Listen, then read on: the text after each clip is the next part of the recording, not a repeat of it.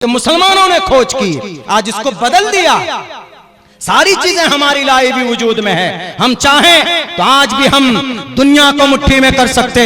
ये अंग्रेजों का बनाया हुआ सिलेबस है, मैथ साइंस, वरना इल्म केमिस्ट्री किसकी इजाद? जाबिर इब्न हय्यान की है कि नहीं? इसका पुराना नाम था इल्म कीमिया, बदलकर केमिस्ट्री बना दिया। डायबिटीज का पुराना नाम क्या है? पुराना नाम इसकी खोज करने वाला फ्रांस का एक बड़ा डॉक्टर, इस डायबिटीज का असल नाम है ज़ियाबितीस, जो कि मुसलमानों ने खोज की, आज इसको बदल दिया। सारी चीजें हमारी लाई भी वजूद में है। हम चाहें तो आज भी हम दुनिया को मुट्ठी में कर सकते, लेकिन वैसी मेहनत करनी होगी, उलमा को मेहनत करनी पड़ेगी और आवाम को साथ में खड़ा होना होगा कि मौलाना चलिए आप आगे, हम सब आपके साथ हैं। बहुत बड़ी रकम नहीं खर्च करना। अगर महीने का 200-300 रुपए निकाल लेंगे तो आपका बच्चा एक हाथ में हाफिज़े कुरान होगा, दूसरे हाथ में उसके साइंस और विज्ञान भी होंगे। ये कुरान से अलग नहीं। कुरान में मैथ है, फल्यक्तुब बैनकुम, दलील को कोई काट नहीं सकता है।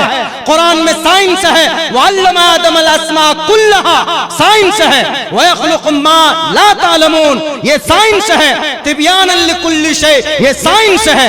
कैंसर का इलाज कुरान में है। इन्नल्लज़ीना कफरू बिआयातिना सौफ़ नुस्लिहिम नारा कुल्लमा नुज़िजत जुलूदुहुम बद्दलनाहुम जुलूदन गैरहा लियज़ूक़ुल अज़ाब। तेजसन प्रोफेसर से पूछो, चियांग माई यूनिवर्सिटी, वो थाईलैंड का वो जो प्रोफेसर था, उसने तहकीक की थी कि इस कैंसर का मैं बानी हूं। लेकिन जब उसको किसी ने कहा कि आप नहीं है गुरु, मुसलमानों के कुरान में तो 1450 साल पहले रब ने बता दिया है, नबी के जरिए से तौबा कर कर मुसलमान होता है। वो कहता है कि हम तो समझ रहे थे हम ही इसके बानी है, लेकिन अल्लाह ने कुरान में कैंसर का भी इलाज बताया। कुरान कमजोर नहीं हुआ है, हमारा और आपका अकीदा और यकीन कमजोर हो गया है। हमारी शरीयत खोखली नहीं हुई है, हमारा और आपका अमल गंदा हो गया है। आज भी इसी कुरान से कौम और समाज तरक्की की तरफ आ सकती है, दूसरा और कोई रास्ता नहीं है।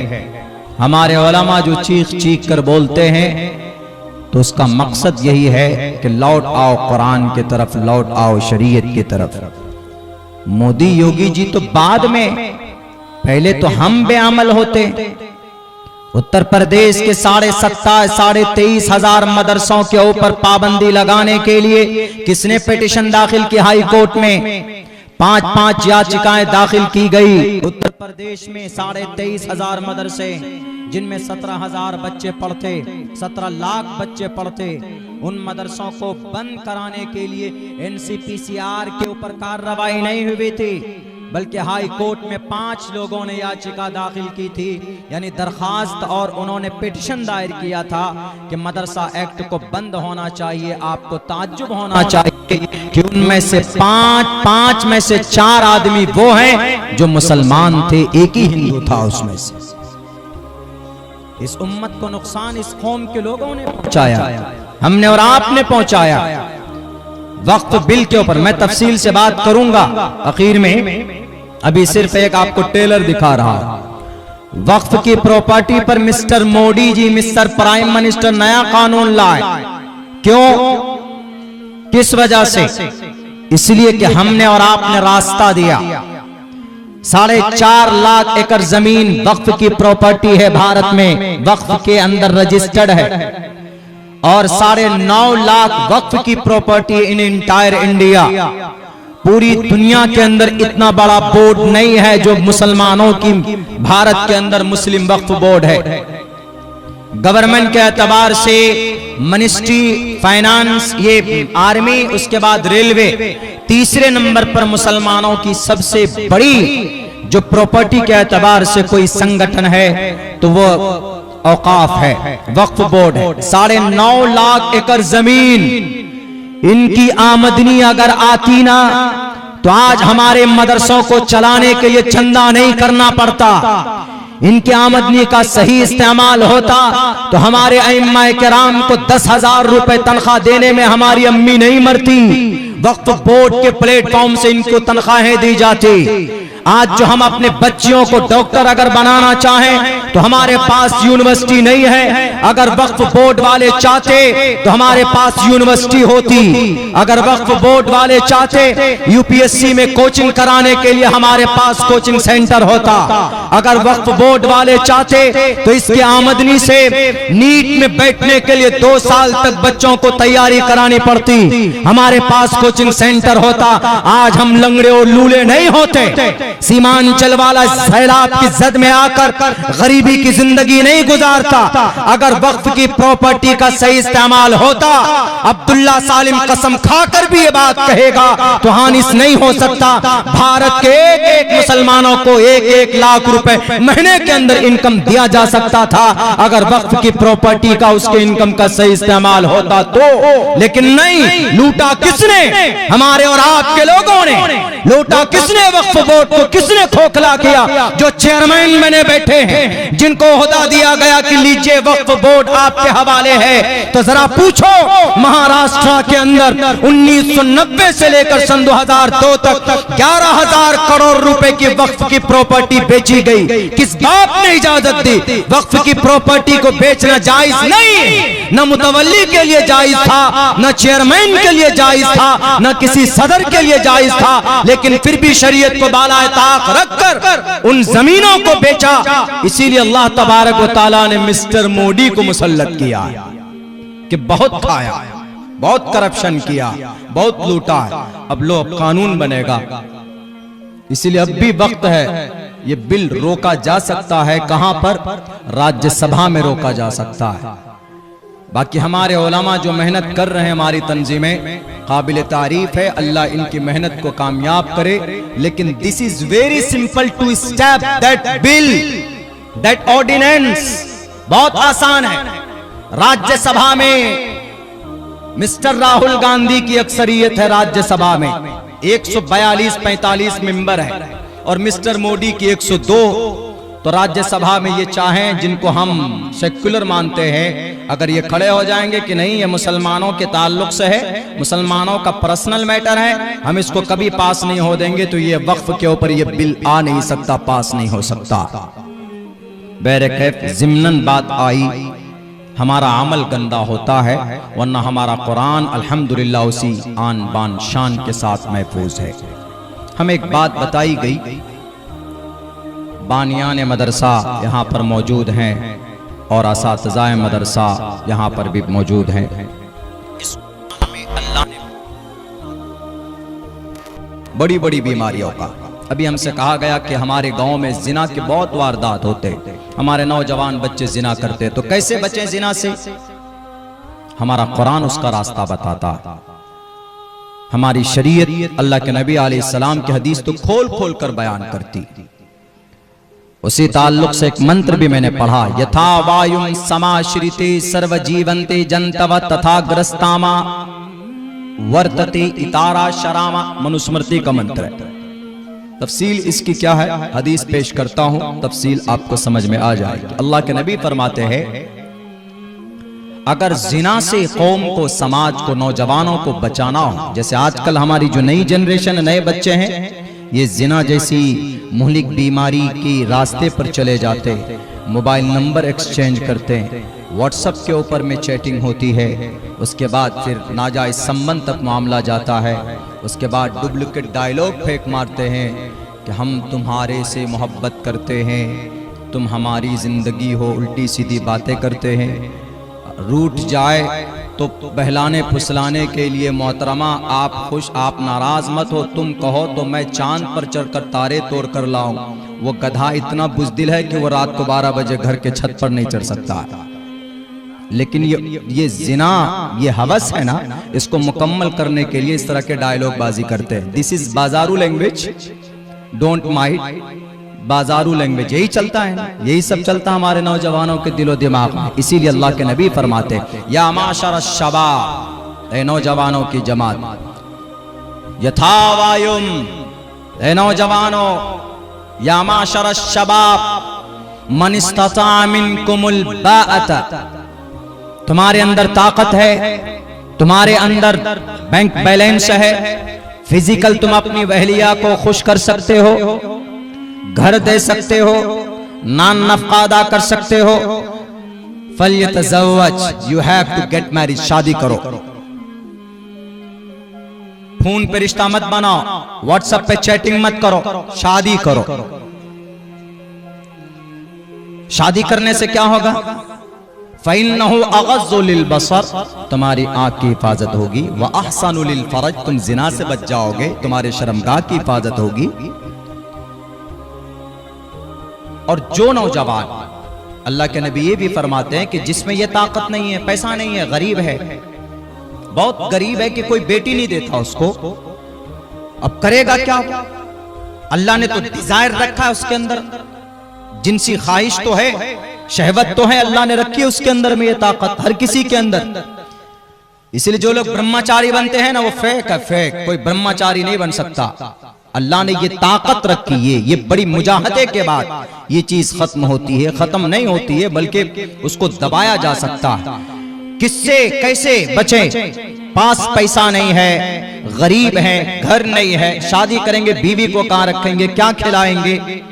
वमन लम यस्तती, जिसके पास है ही नहीं, हिम्मत नहीं है, सकत नहीं, फ़अलैहि बिस्सौम, तो रोजा रखो। क्यों? फ़इन्नहु लहु विजाउन, इसलिए कि रोजा जो डिजायर है, जो भूख है, जो सेक्स है, फ़इन्नहु लहु विजाउन, तो उस सेक्स को रोजा तोड़ता है।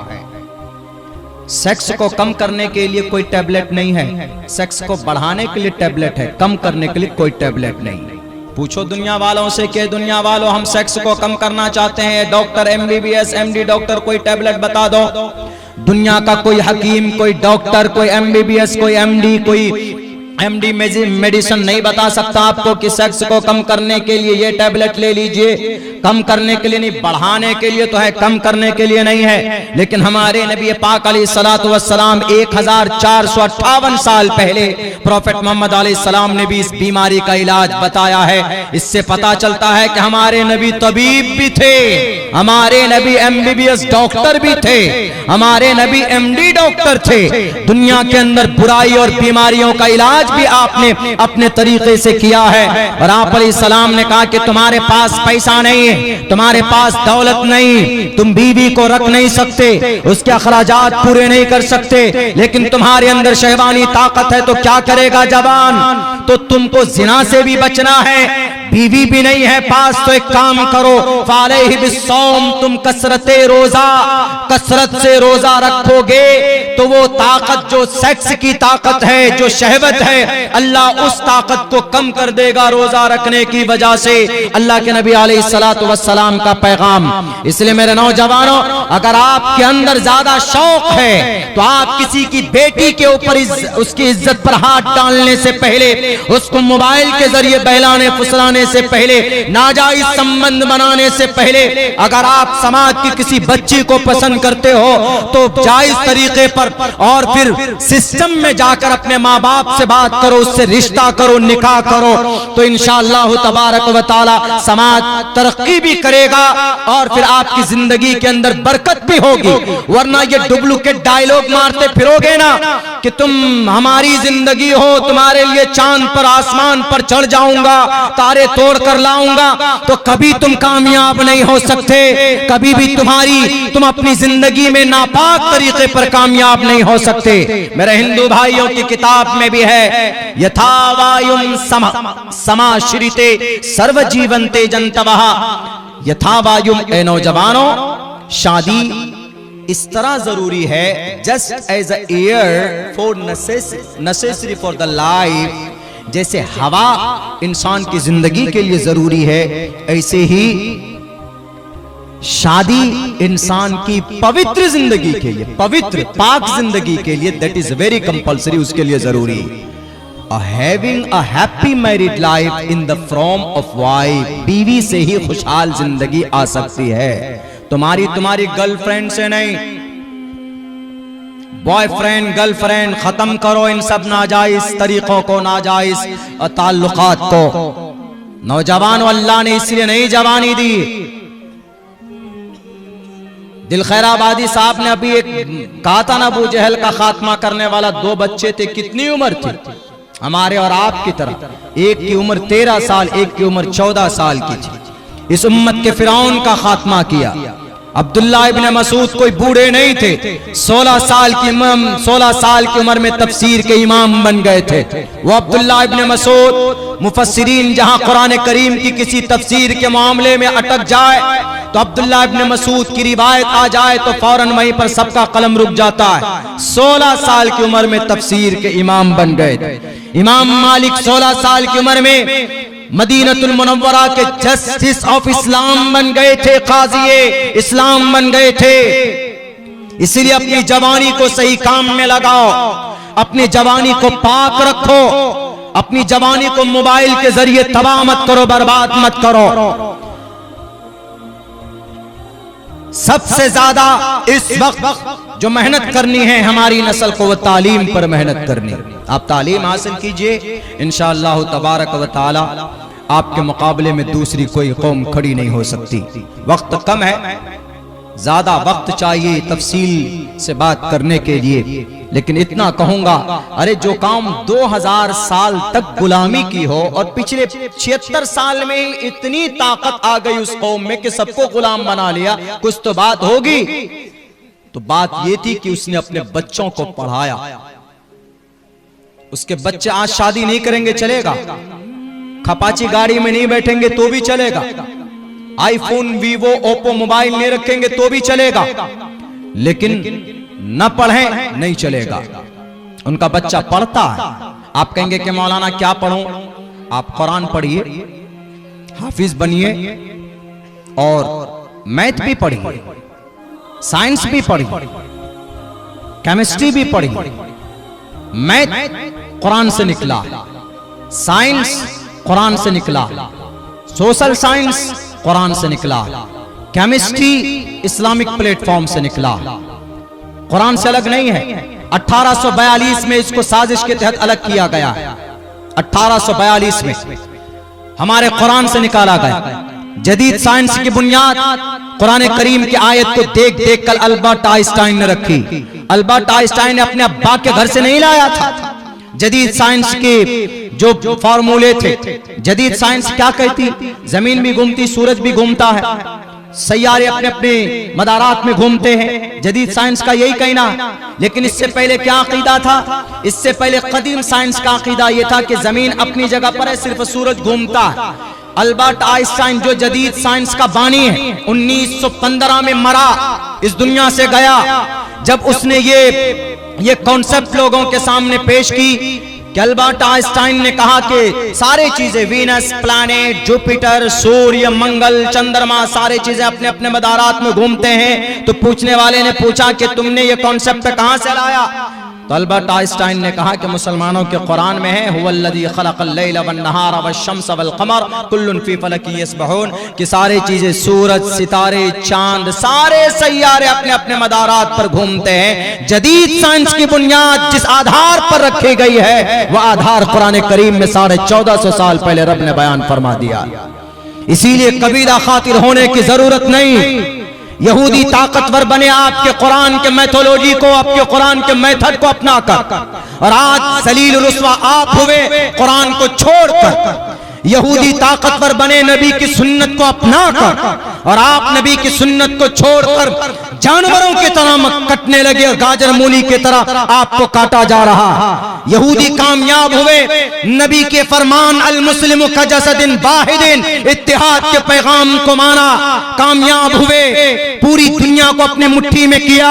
और आप कसरत के बावजूद पूरी दुनिया में सबसे ज्यादा ताकतवर, सबसे ज्यादा दौलत होने के बावजूद ये कौम सर झुकाकर जिंदगी गुजारती है। क्यों? क्योंकि आपने नबी का तरीका छोड़ा, आपने कुरान को छोड़ा। आपको कुरान से मोहब्बत नहीं, आपको मस्जिद से मोहब्बत नहीं, आपको मदरसों से मोहब्बत नहीं। यही मदरसा हम लोग महीना कितना पैसा निकालते हैं? 1 भी रुपए नहीं। शायद साल में ज़कात निकालें तो बस है, वरना 500 घर है इस गांव में। अगर 200 रुपए महीने का निकलेगा तो 1 लाख रुपए महीने का जमा होगा। इस मदरसे की आमदनी होगी, पढ़ाने वाले भी खुशहाल होंगे, बच्चे पढ़ने वालों को भी अच्छा खाना मिल सकता। ये पैसा खर्च नहीं कर सकते, नहीं करेंगे, मटन खा लेंगे, 200 रुपए के योगी की अम्मा का गोश्त ले आएंगे, भैंस का गोश्त ले आएंगे, मछली ले आएंगे, लेकिन पढ़ाने के नाम पर, अपने बच्चों को तालीम के नाम पर 200 रुपए निकालते हुए अम्मा मर जाती। नहीं मेरे भाइयों, जब तक मेहनत नहीं करोगे, जब तक सोच नहीं बदलोगे, रब्बे जुल जलाल की तरफ से भी कोई मदद नहीं आएगी। इन्नल्लाह ला युगय्यिरु मा बिकौमिन हत्ता युगय्यिरु मा बिअनफुसिहिम व इज़ा अरादल्लाहु बिकौमिन सुअन फला मरद्द लह। कोई आपकी मदद के लिए नहीं आएगा, कोई तंजीम वाला आपके लिए खड़ा नहीं होगा, कोई यूनाइटेड नेशन, यूनाइटेड अरब अमीरात खड़ा नहीं होगा। जजीरतुल अरब वाले तो बिक गए हैं। ये अरब कंट्री के लोग जहां पर डीजल है, जहां पर पेट्रोल है, जहां पर सोना चांदी, जहां पर मिट्टी का तेल है, जहां पर गैस है, जहां पर सीएनजी है, सारी कुदरती खजाने इनके पास है, लेकिन ये भुलूंगे, बहरे, बुज़दिल बन चुके हैं। ये आपकी मदद के लिए नहीं आएंगे, आपको खुद खड़ा होना होगा। और उसका बेहतर तरीका है आप अपने बच्चों को तालीम दीजिए, ताकि कल चलकर कोई शरीयत के खिलाफ बोलेगा, मदरसे के खिलाफ बोलेगा कि मदरसा इल्लीगल है, तो आपका बच्चा पढ़ा लिखा होगा तो सुप्रीम कोर्ट में खड़े होकर लॉयर की शक्ल में बात करेगा जज के सामने कि सर मदरसा इल्लीगल नहीं, क्योंकि आर्टिकल नंबर 30 में लिखा all minorities whether based on religion और लैंग्वेज। सारे माइनॉरिटी के लोग, दलित हो के मुसलमान हो, कुरान के नाम पर हो कि टोपी दाढ़ी के नाम पर हो, वो अपने अपने पसंद से इदारा चला सकते, मदरसा चला सकते, मकतब चला सकते, तालीमी निजाम को बेहतर बना सकते। कौन बात करेगा? हमारे पास तो वकील भी नहीं है, हमारे पास तो कुछ भी नहीं। हमारे बच्चे बस 15 साल के हुए, ओप्पो वीवो मोबाइल लिया, सेल्फी खिंचाने में लग जाते। नबी की जात पर कोई बात करेगा तो आप जवाब नहीं दे सकते। अभी एक बहुत बड़ा बर्निंग इशू मेरे सामने, आप लोगों के सामने आया है, वक्त चुके होता चला जा रहा है, ये बताकर मैं अपनी जगह लेता हूँ। क्या कुछ लोग एतराज करते हैं कि अल्लाह के नबी अलैहिस्सलाम को रोल मॉडल कैसे बना सकते हैं जिन पर कुरान करीम नाजिल हुआ? तुम्हारे नबी तो ऐसे थे अलियाज़ु बिल्लाह जिन्होंने 6 साल की उम्र की बच्ची से विवाह किया, छोटी बच्ची से। क्या जवाब देंगे आप? Do you have any kind of proof? क्यों? हमारे बच्चे पढ़े भी नहीं, हमारे बच्चे तो बस किसी तरह कोचिंग में जाकर मैट्रिक पास हो जाएं, बस वो समझते हैं कि हमने चांद में सुराग कर दिया, आज ही हम चांद पर पहुंच जाएंगे। नहीं, बहुत आसान रास्ते हैं, एक ही जरिए से आप कामयाब हो सकते हैं। This is only one way education. Nelson Mandela ने कहा था, education is the most powerful weapon which you can use to change the world. दुनिया को बदल सकते हो तालीम के जरिए से।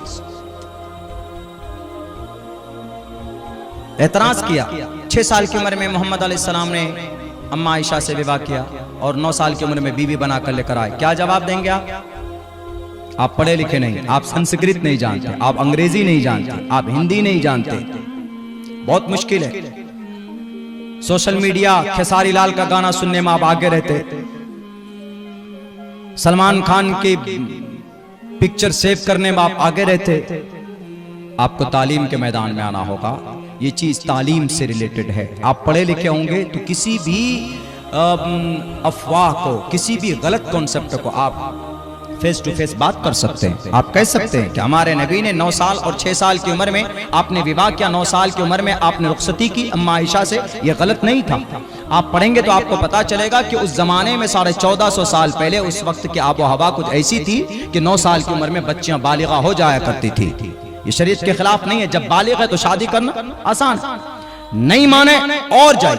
महाभारत पढ़िए, महाभारत में लिखा हुआ त्रिशदशो दश वर्षा भार गोविंदेन नग्निकाम एकविंशति वर्षा वा सप्रा वर्षा वाप्नुयात। रामगिरी महाराज साहब ने कहा कि मुसलमानों की हदीस की किताब में है कि मोहम्मद ने 9 साल की उम्र में अम्मा आयशा को बीवी बनाया। कितना बड़ा जुल्म किया, 9 साल की बच्ची से कैसे विवाह किया जा सकता है। चलो आपकी बात मानते हैं कि नबी ने जुल्म किया, 1 मिनट के लिए मान लेते, हमारे नबी ने किसी के ऊपर कोई जुल्म नहीं किया है। आपने सोचा भी नहीं है, किसी का एक कतरा खून तक नहीं बहाया, आपने किसी को उफ तक भी नहीं कहा है, किसी को अपनी जात से तकलीफ नहीं पहुंचाई। लेकिन फिर भी मानते हैं आपकी बात कि नबी ने 9 साल की उम्र में बच्ची से विवाह कर लिए, बीवी बनाकर लेकर आए। महाभारत में तो लिखा है त्रिशदशो दश वर्षा भार गोविंदेन नग्निकाम, 30 बरस का बुढ़ा, 30 बरस का नौजवान हट्टा गट्टा 10 वर्ष की लड़की से नग्नी कर सकता है, विवाह कर सकता है। ऐसी लड़की से जिसको हैज का खून न आया हो, त्रिशदशो दश वर्षा भार गो, जिसको हैज का खून ना आया हो, त्रिशदशो दश वर्षा भार्गो विंदेन नग्निकाम, ऐसी लड़की जो बालिग नहीं हुई है, 30 बरस का लड़का है, 10 बरस की लड़की से विवाह करना चाहे तो कर सकता है। चलिए यहाँ तो लड़की की उम्र 10 बरस है, मान सकते हैं कि बड़ी है, 1 साल बड़ी। आइए और नीचे पढ़िए, एकविंशति वर्षा, एकविंशति, विंशति 20 को बोलते हैं ना, जैसे 20 को अंग्रेजी में क्या बोलेंगे, 20 के अलावा अंग्रेजी में तो कोई और शब्द नहीं है। 20 के लिए उर्दू में 20 बोलते, अरबी में कुछ और बोलते। 20 संस्कृत में एक ही वर्ड है, विंशति, इसके साथ एक लगाइए, एकविंशति।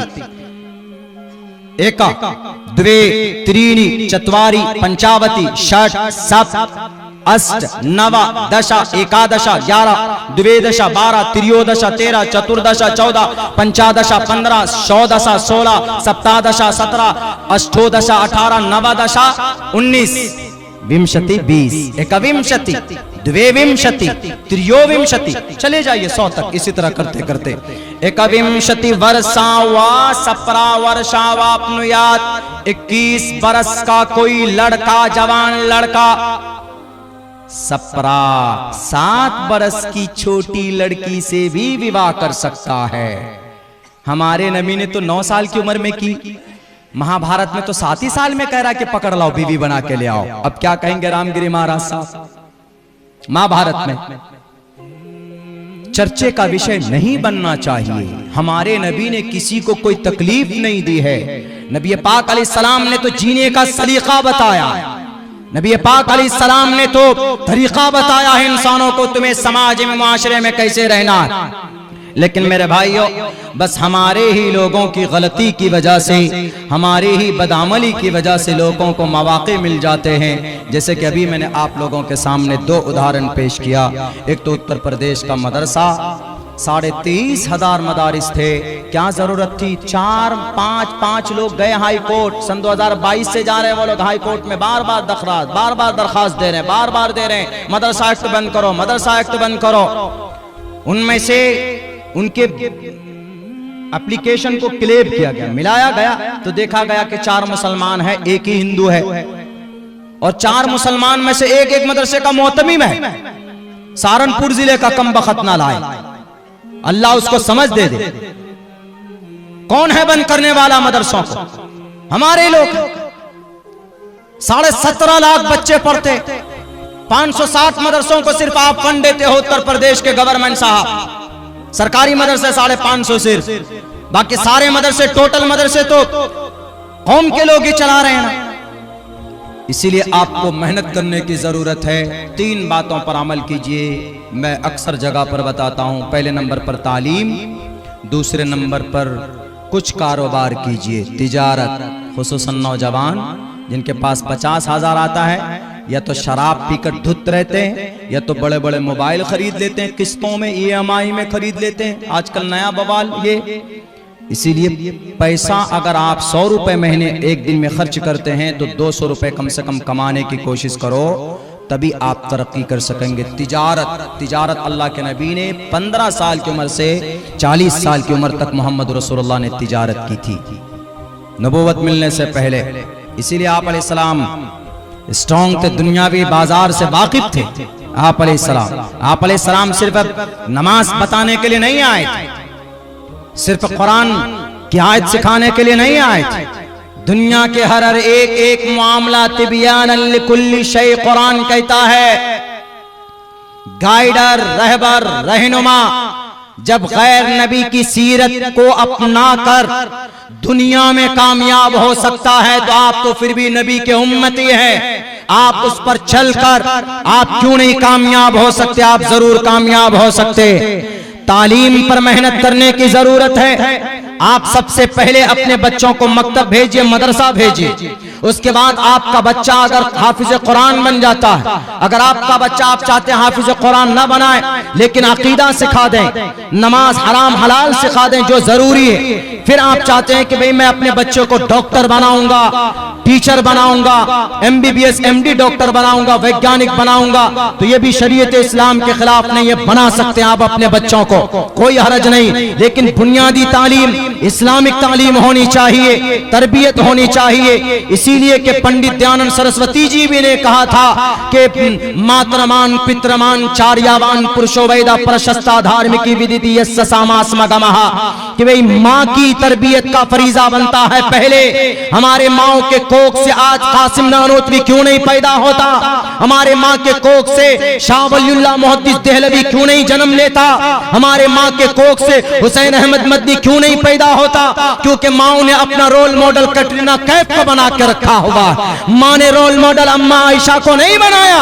वो अम्मा आयशा जिनसे मरवियात 2000 यानी 2210 हदीसें रिवायत की गई हैं। सहाबा किराम में कोई इख्तिलाफ होता था किसी मसले को लेकर तो डायरेक्ट अम्मा आयशा के पास पहुंचते थे। वो अम्मा आयशा जिनकी बरात के लिए उन पर तुहमत लगाई गई थी तो अल्लाह तबारक व तआला ने 16 से 17 कुरान करीम की आयतें नाजिल फरमाई। वो अम्मा आयशा जिनकी बरकत की वजह से तयम्मुम जैसा मुबारक अमल मसला इस कौम को, इस उम्मत को मिला है। हमारी माए अम्मा आयशा को रोल मॉडल नहीं बनाएंगे बल्कि सास भी कभी बहू थी, ये इनका रोल मॉडल बनता है। इसलिए समाज के माँ और बहनों अपने अंदर तब्दीली पैदा करो। आपके लिए जरूरी आप अपने बच्चों को बुनियादी अकीदे सिखाइए, नमाज के बारे में बताइए, नबी की जीवनी के बारे में बताइए, सहाबियात के बारे में बताइए। अगर आपकी बेटी है, समाज की बहू है, समाज की आपकी अगर बहन है तो इंशाअल्लाह तबारक व तआला बच्चों की तरबियत से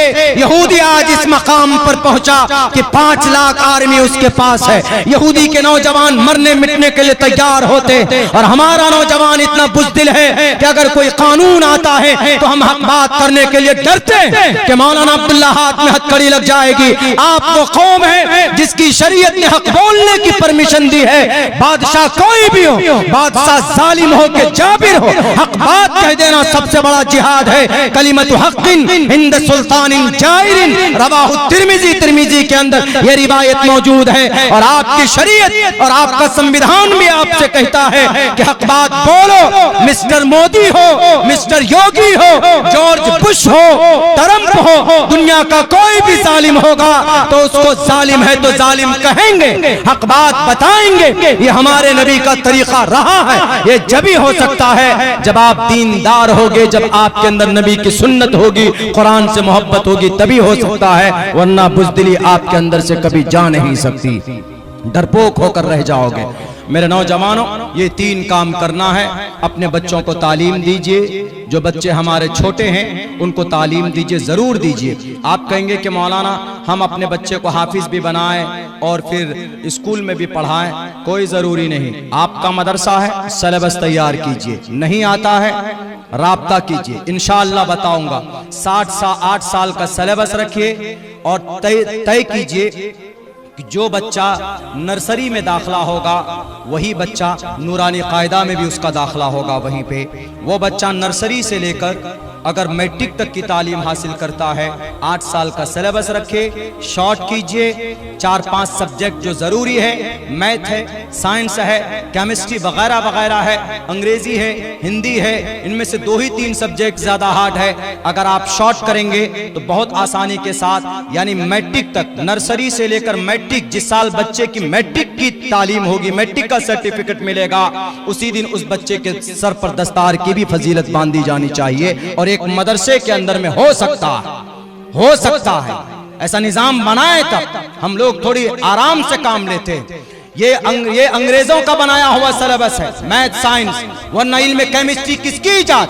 जाबिर इब्न हय्यान की है कि नहीं? इसका पुराना नाम था इल्म कीमिया, बदलकर केमिस्ट्री बना दिया। डायबिटीज का पुराना नाम क्या है? पुराना नाम इसकी खोज करने वाला फ्रांस का एक बड़ा डॉक्टर, इस डायबिटीज का असल नाम है ज़ियाबितीस, जो कि मुसलमानों ने खोज की, आज इसको बदल दिया। सारी चीजें हमारी लाई भी वजूद में है। हम चाहें तो आज भी हम दुनिया को मुट्ठी में कर सकते, लेकिन वैसी मेहनत करनी होगी, उलमा को मेहनत करनी पड़ेगी और आवाम को साथ में खड़ा होना होगा कि मौलाना चलिए आप आगे, हम सब आपके साथ हैं। बहुत बड़ी रकम नहीं खर्च करना। अगर महीने का 200-300 रुपए निकाल लेंगे तो आपका बच्चा एक हाथ में हाफिज कुरान होगा, दूसरे हाथ में उसके साइंस और विज्ञान भी होंगे। ये कुरान से अलग नहीं, कुरान में मैथ है, फल्यक्तुब बैनकुम, दलील को कोई काट नहीं सकता है। कुरान में साइंस है, वअल्लम आदमल अस्मा कुल्लहा, साइंस है, वयख्लुकु मा ला तालमून, ये साइंस है, तिब्यानन लिकुल्लि शै, ये साइंस है। कैंसर का इलाज कुरान में है, इन्नल लज़ीना कफरू बिआयातिना सौफ नुस्लिहिम नारा कुल्लमा नुज़िजत जुलूदुहुम बद्दलनाहुम जुलूदन गैरहा लियज़ूक़ुल अज़ाब। तेजसन प्रोफेसर से पूछो, चियांग माई यूनिवर्सिटी, वो थाईलैंड का वो जो प्रोफेसर था, उसने तहकीक की थी कि इस कैंसर का मैं बानी हूं, लेकिन जब उसको किसी ने कहा कि आप नहीं है गुरु, मुसलमानों के कुरान में तो 1450 साल पहले रब ने बता दिया है, नबी के जरिए से तौबा कर कर मुसलमान होता है। वो कहता है कि हम तो समझ रहे थे हम ही इसके बानी है, लेकिन अल्लाह ने कुरान में कैंसर का भी इलाज बताया है। कुरान में सारे मज़ामीन मौजूद है, खोज कर निकालने की जरूरत है। हमारे नौजवानों, आपको मेहनत करनी पड़ेगी। सलमान खान, शाहरुख खान के पीछे मत भागिए और लफंगागिरी कम कीजिए। अपनी जिंदगी का एक गोल सेट करो, अपना एक मिशन बनाओ, मकसद बनाओ कि हमको करना क्या है। डेली पान खाकर, एयरफोन कान में लगाकर और मोबाइल पॉकेट में रखकर और खपाची में बैठकर पूर्णिया और कटिहार मत कीजिए। कुछ कीजिए अपनी जिंदगी के अंदर, वरना ये जिंदगी बेकार है, वरना ये जवानी बेकार है। अल्लाह से दुआ करता हूँ कि अल्लाह तबारक व तआला कहने सुनने से ज्यादा इस उम्मत को करने की तौफीक दे, अमल की तौफीक दे। अभी बैठे हैं बहुत सारे मोतबर शख्सियात, मैं तो तालिब इल्म था, आपके सामने आया, कुछ पढ़ा था इन लोगों से तो आपके सामने पेश किया। इंशाअल्लाह कहीं ज़्यादा जामे खिताब इन लोगों का होता है, सुन करके जाइए। बहुत बहुत शुक्रिया, जज़ाकल्लाह। अस्सलाम वालेकुम रहमतुल्लाहि व बरकातहू। कहाँ गए ये तनवीर साहब, कहाँ गए? नहीं है, अरे